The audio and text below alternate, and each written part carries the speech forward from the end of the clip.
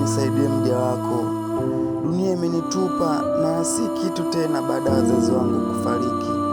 Dunia imenifanya kama mtu ambaye sina thamani kabisa kwa watu. Mungu, hebu naomba unisaidie.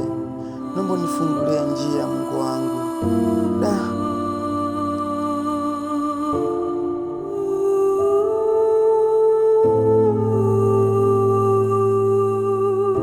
Hebu ngoja njaribu kugonga humu ndani. Wenda naweza nikapata bahati ya kupata chochote kitu nikala, kwa sababu ni siku ya 3 hii sijala chochote tumboni mwangu. Mungu, naomba unisaidie.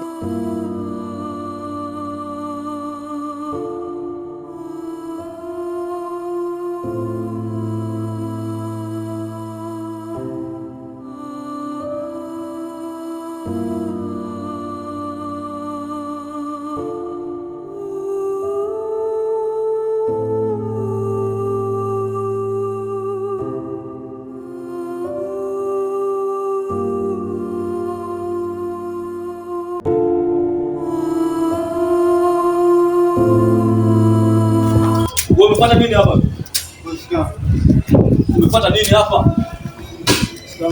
Umefuata nini?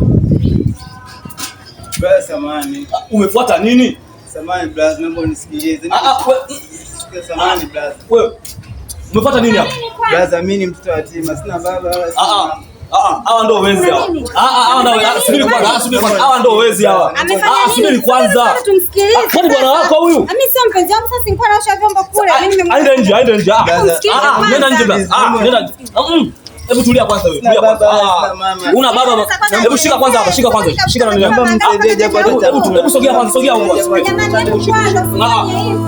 Nenda. Naomba hata kidogo mnisaidie chakula. Nisaidie basi, ngoja kwanza. Usifanye hivyo. Hebu achia. Naomba mnisaidie.